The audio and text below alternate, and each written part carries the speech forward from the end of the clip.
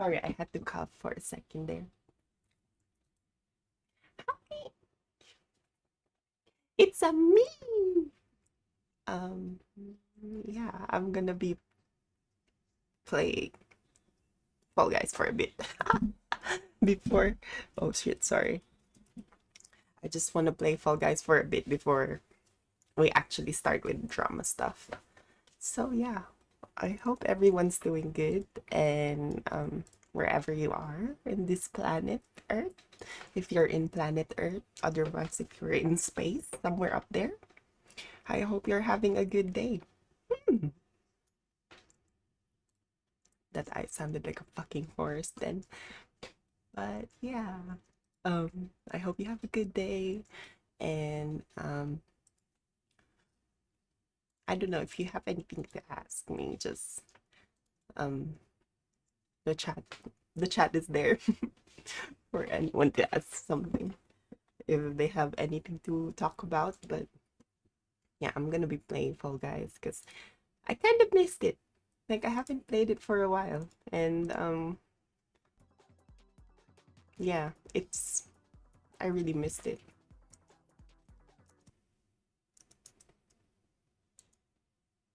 Sorry, I just have to like do some really quick changes here. Oh my god, why does it do that? Weird.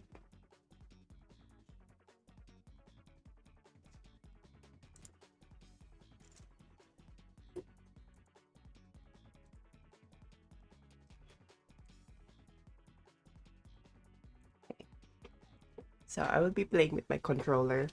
I previously bought an Xbox controller because I find that the I used to have a PS4.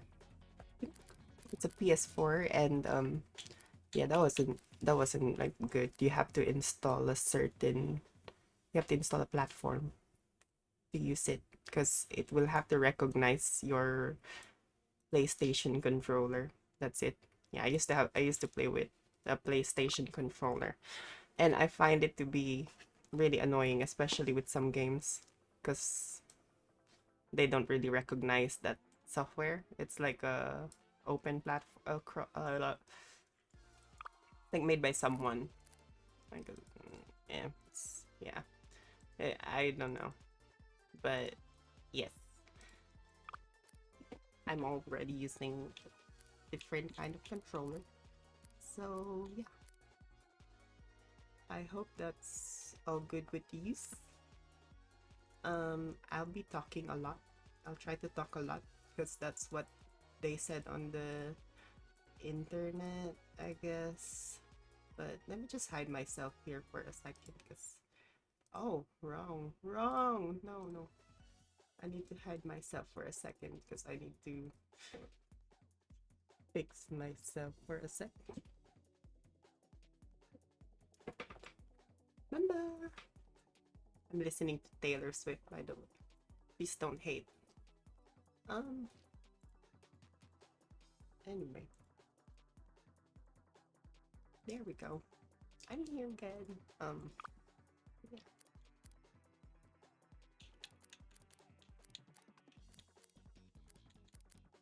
I'm gonna go for a chill one. Oh, thank you, Ibrahim.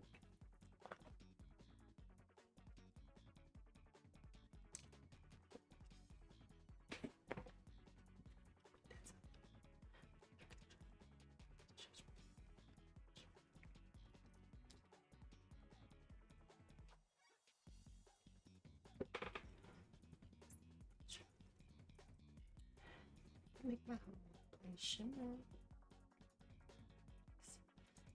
I wonder how many people are gonna play today. I don't think there's gonna be that much, really. Like, wow. See, it's taking so long.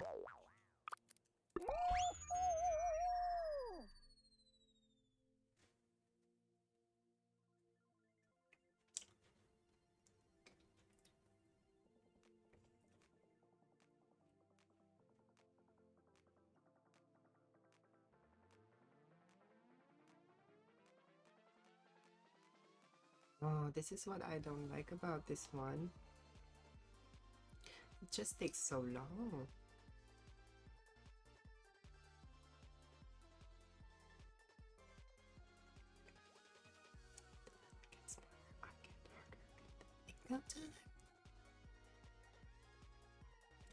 Ding ding ding ding ding ding ding ding ding ding ding ding ding ding ding ding. Ding ding ding ding ding ding ding ding ding ding ding ding ding ding. Look what she just. Yes.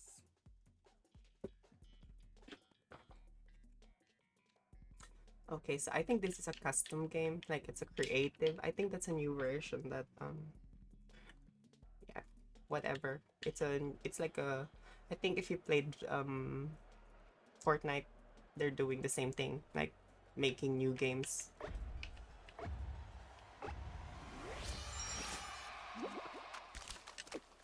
Oh my god. Oh my god, why am I not doing that? That's so smart of them to do.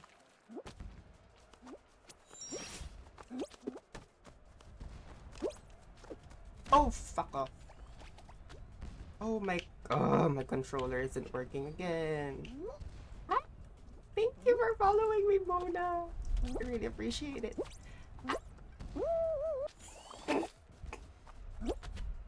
I have to use my, I have to switch between my fucking I'm so annoyed.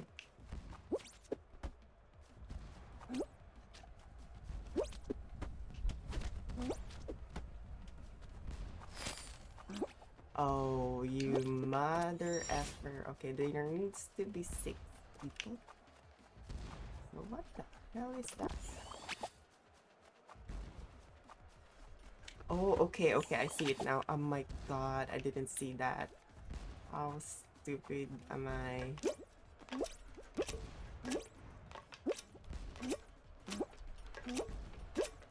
I think I'm just gonna keep jumping until I have a feeling. Oh, bitch! Is there a timer?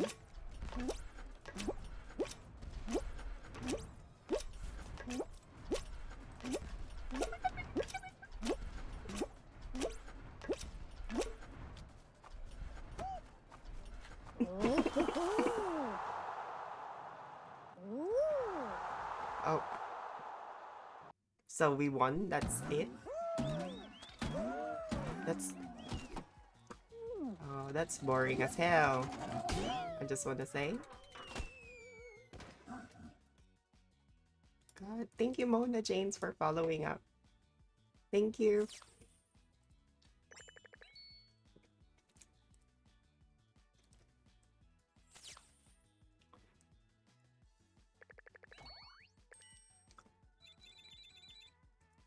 That was nothing.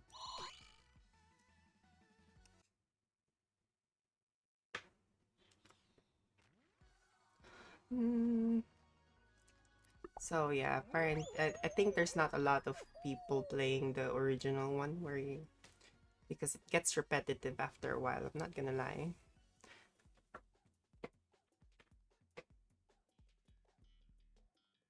The box will wobble, so let's aim for the goal. What? What? I don't get.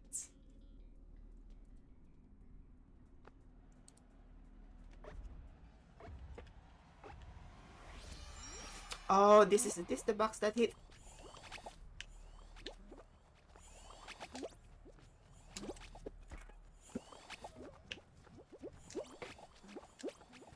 Bitch.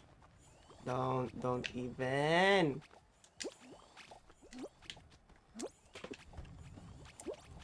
What? That's annoying.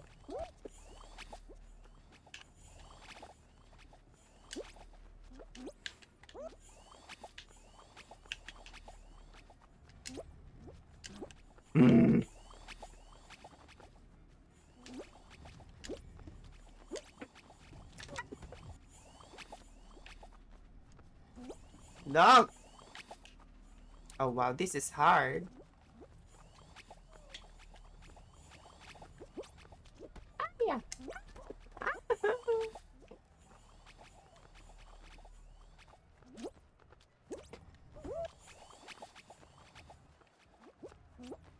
Bitch, I'm go. It's because we're all stepping the same. Nah, I just suck. Krish, you're just making excuses, so stop making excuses and just fucking jump. Stupid asshole. Why am I so stupid?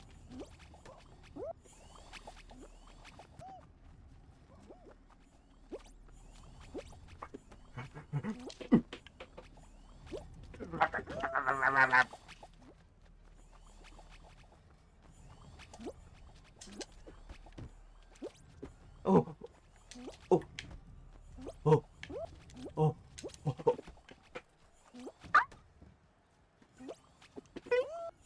Why? Where you? Where you? Ah!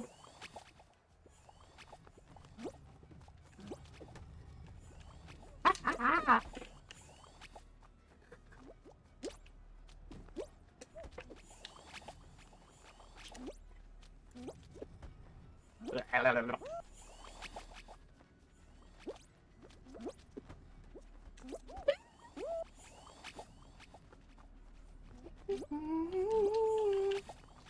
Oh my god, this song is not helping. Fucking Abeo, with your fucking beautiful voice.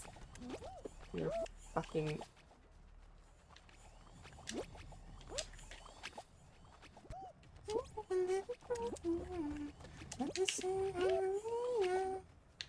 Motherfucker.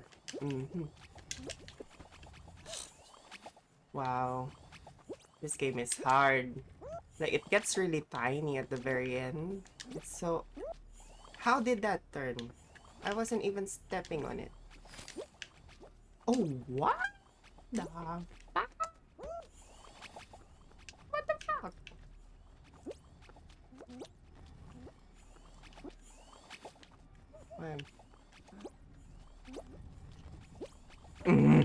Okay, I think I need to, like, dive.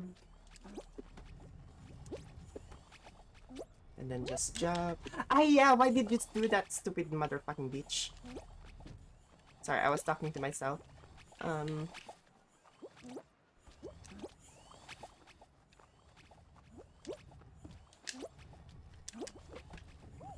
Please.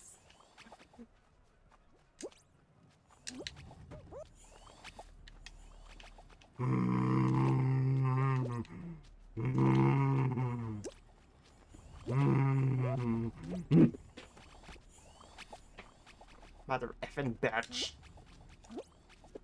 Ugh. What the hell? Oh, please.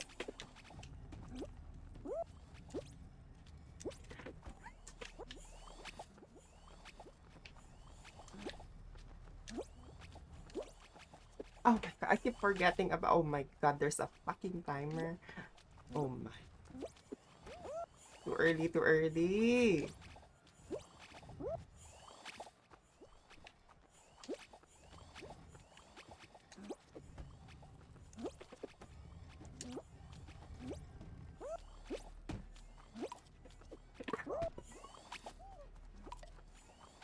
Oh wow, only one person won.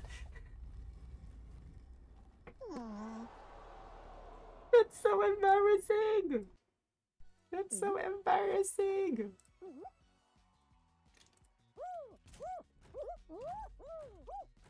Wow, congrats to him though. Let's go.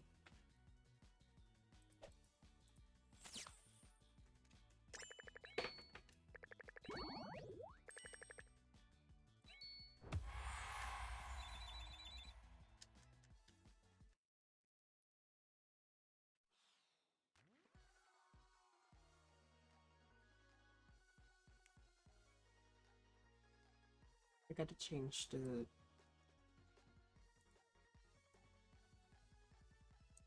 Choose the one I want. Okay, I don't mind.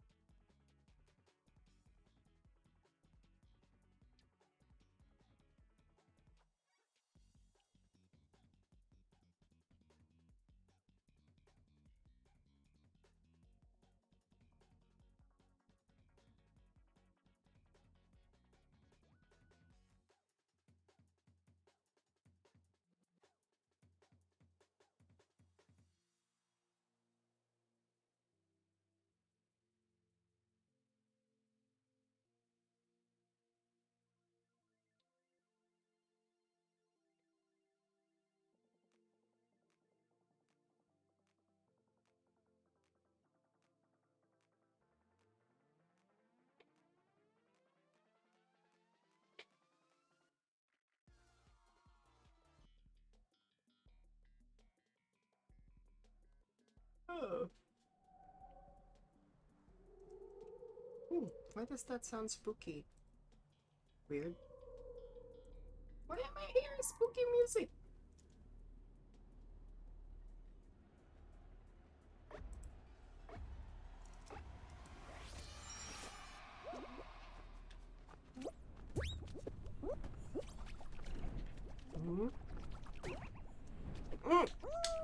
I didn't know that. What the hell was that?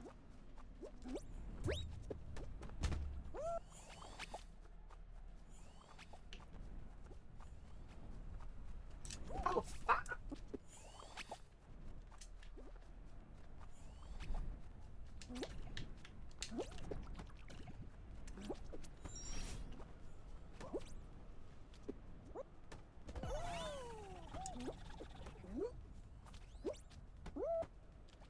Oh no, no, no.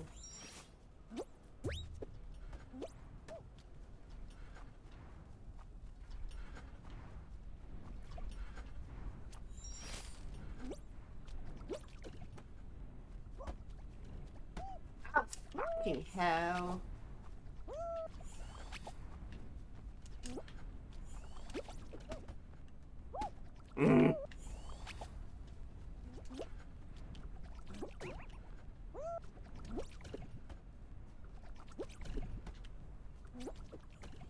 Gotta do it that way. Eat that fucking hell!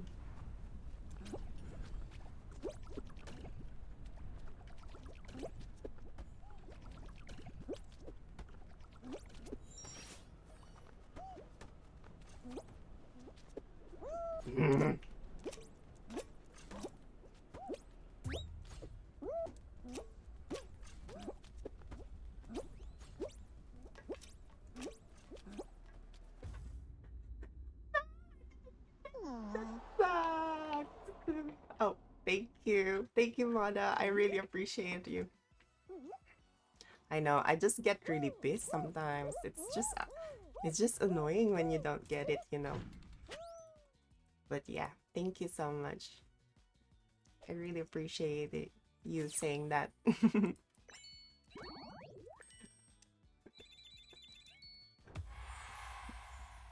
Oh yes, I got another one of those. I'm gonna earn a few of those, so I get like, I don't know, maybe $1 million.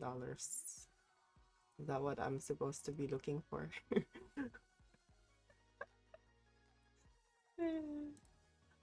Oh, I gotta move myself out there. There.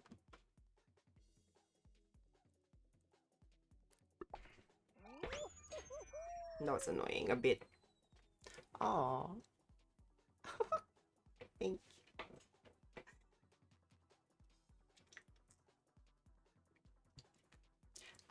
Been waiting.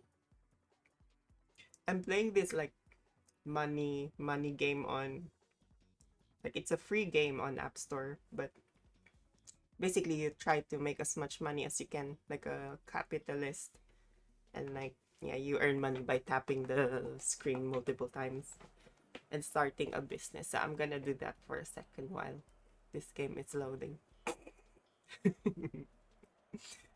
Oh wait, I gotta watch the ad as well, because that gives me a few more bucks per click. So what happens to this one? Oi, what the hell? Mother F, that bitch. Ah, it doesn't... Motherfucker. Can I do that? Oh, okay, cool. Yep, I did. Whee! Oh, it still works. Let's go. Ah, yeah.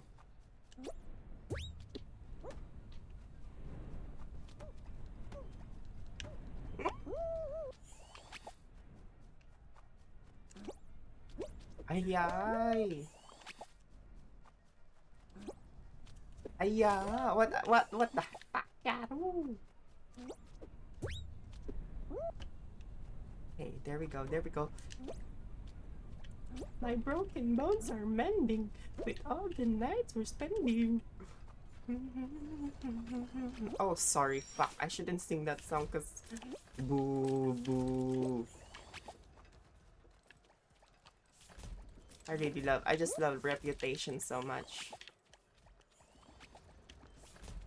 Drop, bitch, drop. Oh my god, why am I so fucking slow at this shit?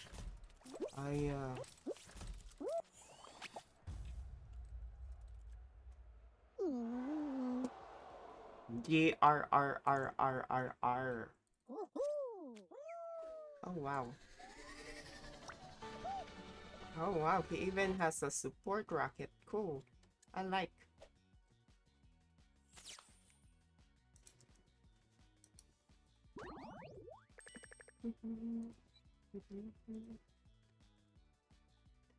Down, down, down. See the glare. Everyone you burn is to get there. Oh fuck, I fucked the oh fucking hell. There's $16 per click. Sorry, I gotta click this really fast until the first 30-second period ends, because that's gonna generate me money, more money. Like, I want more money, money, money. Bitch, why? More money for me, more money, more money, more money, more money, more money. More money, more money, more imaginary money.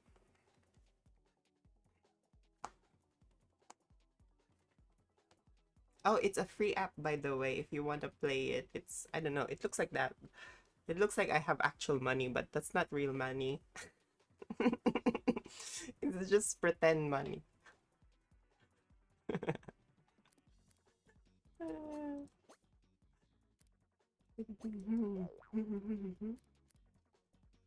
Okay.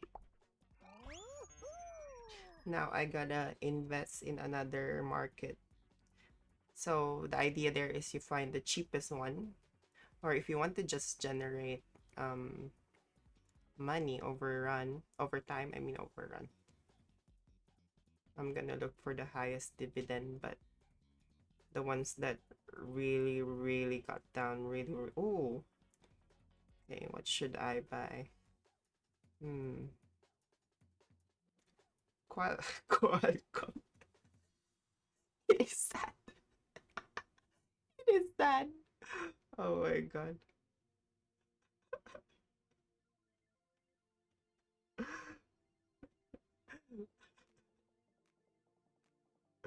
Oh, I should buy Tutu.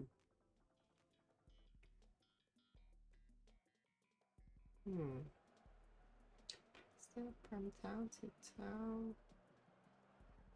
Okay, 19.22, 9%. Okay, fuck. Bitch. Oh, what the fuck is this?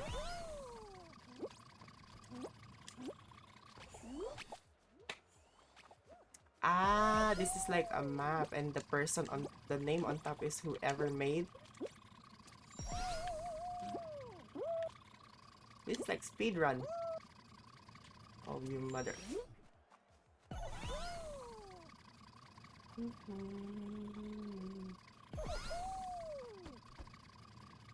Oh, what just... Oh, you motherfucking let me use my controller instead.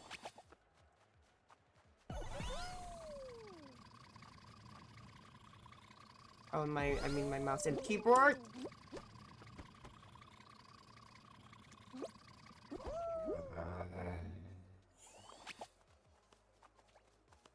Hell.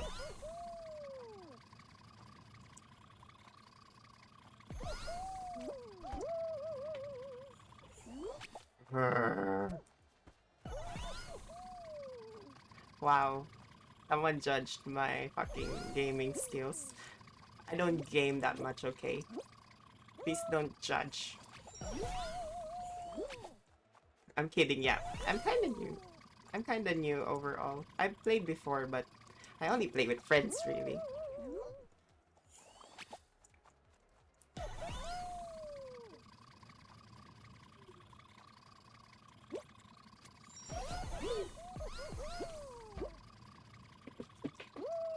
Mother!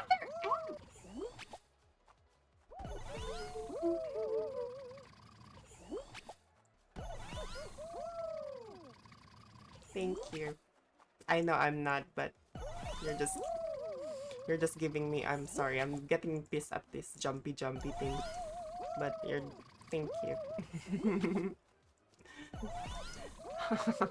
Now see, look what you've done. You just jinx. You said I'm good, so my head is like, my head went all over wire. I'm kidding. No, I'm sorry. GRRR. GRRRR.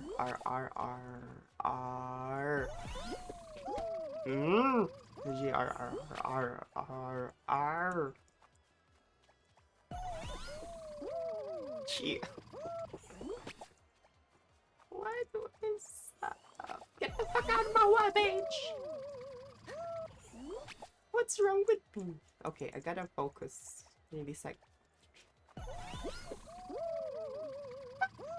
What the fuck is wrong with me? Okay. Do I need to run or something?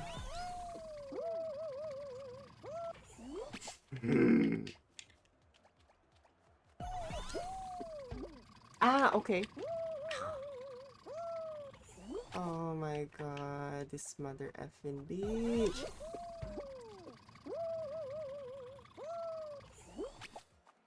Wow, I'm just getting frustrated now. I really want to get there, but...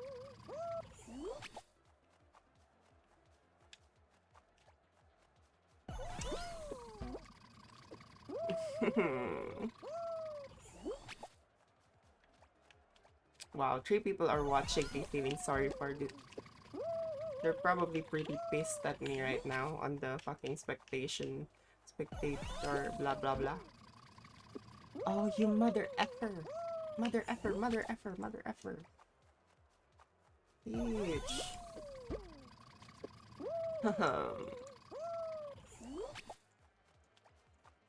Oh. Oh. Wow, this is so fucking annoying now.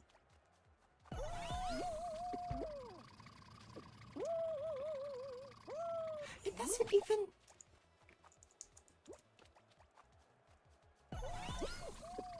Okay, so even that dude is having it hard.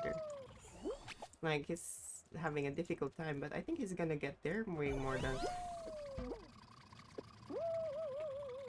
Do I need to jump or something? Yeah. I am on Discord. I think I have a Discord server if you check the thing on the right.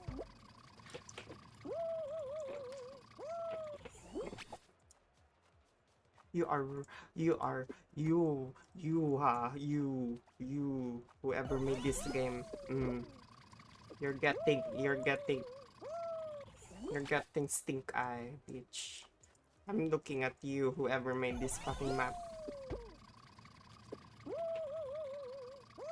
I don't know what magic you made. Amen. But yes, I'm on Discord mode now. Thank you for asking.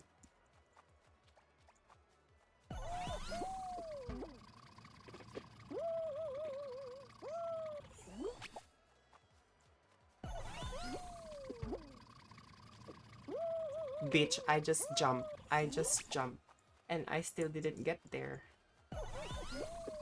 What the hell? What the hell? Okay, do I need to try the other ones? Give me a second. I want to check if I need to try this one. Maybe this is easier.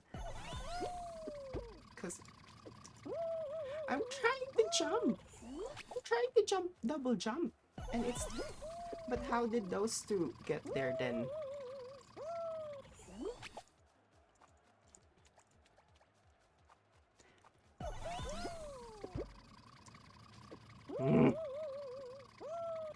The fuck sakes.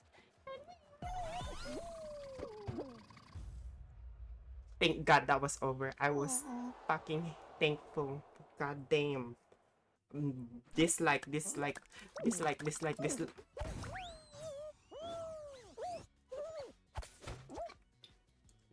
Me ain't likey, no. No, me likey, no.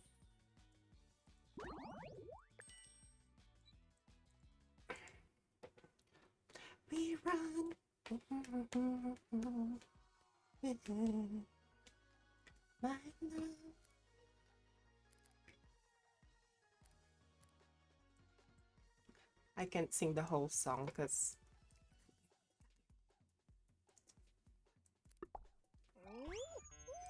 okay, I'm gonna play one more game,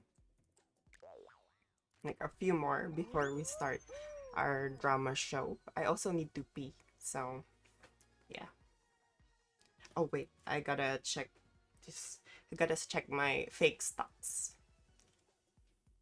This is good in a way because it helps me like train my head to like, because it's kind of actually hard if you're really doing it in practice. You will get carried away probably the first time you do it. Hmm?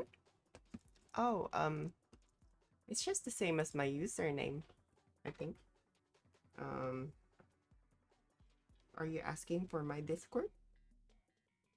I'll guess I send my username. Is that what you're asking for?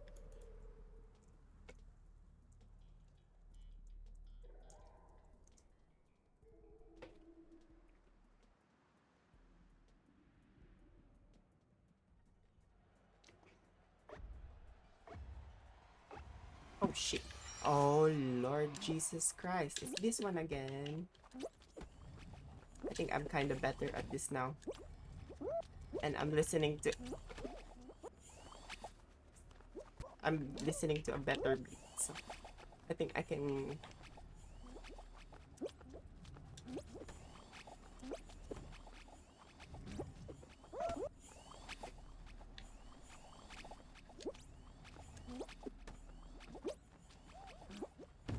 Yes.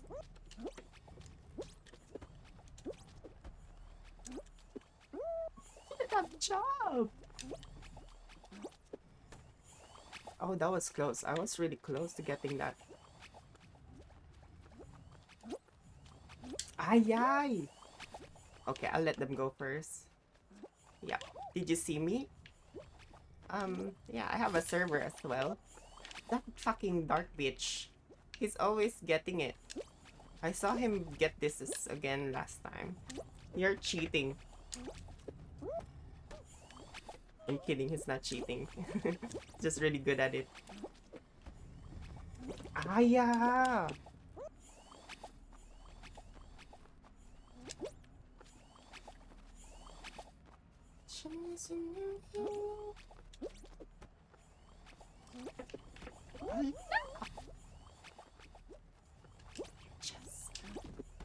And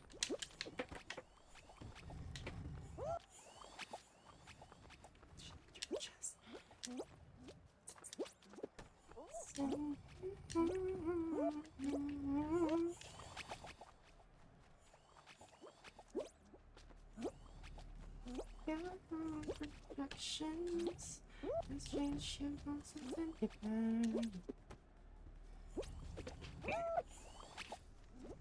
I will. Give me a second though, because let me just try to finish this game, okay? Because I'm kinda wanna get this game, you know, like at least just finish them.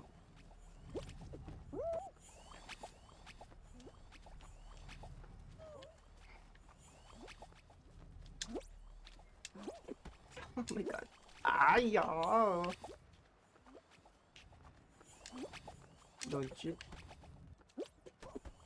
Oh wow, that dude is annoying. He just jumped on the other bit. And mine. I don't need though this guy. Oh fuck. Do not reply. This is yours and mine is mine. Oh wow, who's dropping that fucking egg? Oh my god. Someone dropping a fucking egg? You're welcome. No, just give me a second. Sorry, I'll add you in a sec. I'm just really frustrated with this one because only two has got in. Oh. Al-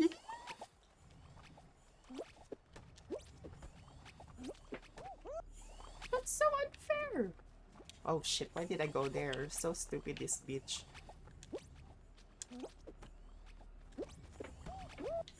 Sorry, I'm calling myself a bitch right now because, you know, I'm really mad at myself because I'm not getting this, you know? I'm not getting this, and it's just pissing me off.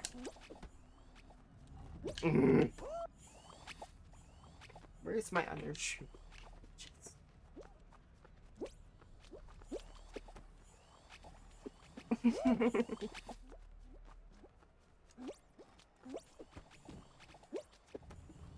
No, no, no. Mother F. Wow, how long will this game take me before I can actually get to crossing that fucking bridge? I mean, who in their proper mind has decided to create a bridge like this? I mean, Jesus, how will the cars cross, bitch? Are they fucking doing an off?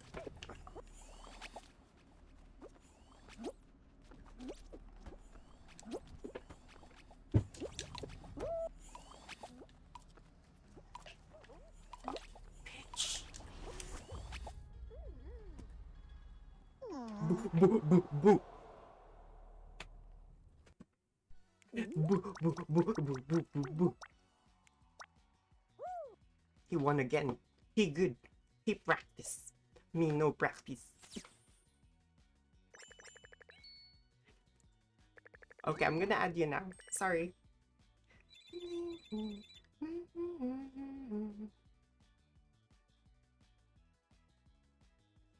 There you go. I added you. I'll wave on you. Um, I have a Discord server if you want to join. I don't know. Maybe it's just a tiny. Oh, you left. Oh no, you didn't. Sorry. I'll just have to like automatically. Aw. Thank you. Yeah, there you go. I think I added you to the whole thing. Um, it's still growing, but yeah. If you could, if you have an account, I'm not forcing anyone to join, but yeah, it would be nice, like to see things. Aw, you're welcome.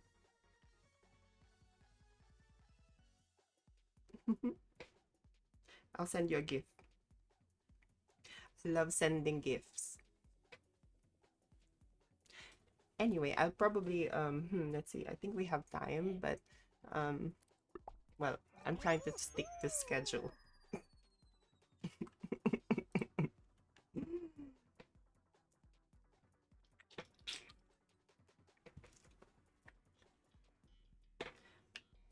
Milky Way. Oh, okay. So this is in space.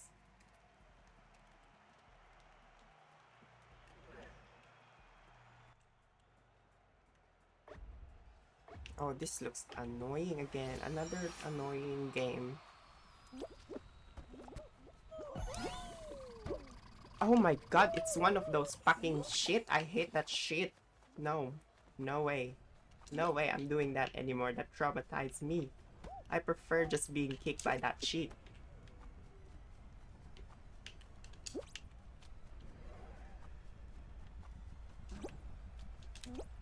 Ah yeah, ouch. Why did that fucking thing clap my face? Hmm? Mm-hmm. Easy peasy. Oh no, I think I prefer this one unless... Oh no, yeah, this is definitely much... Oh fuck no, it's not that easy. Well, I thought it was. But... They seem... They look different the closer you get. Oh! Am I actually winning this? Ooh. Am I actually winning this? Hmm?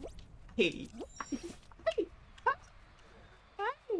Alright! Oh my god! Hi! Mother effer. Couldn't even... Aw. Yeah, I am as well, I'd say. I don't really I don't really play video games a lot. Oh, you fucking bitch. How dare you. Okay. Haha, bitch. That's what you get. Why can't I get that?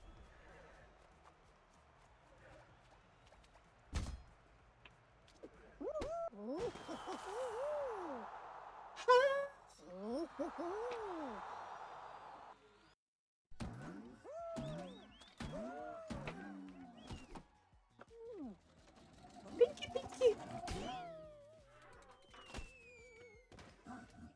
Bitch. Thank you, everyone. Thank you, thank you. So I just want to give thanks to first to myself. Thank you, self, because you did your best. Okay, I'm gonna thank my God. Thank you, Lord.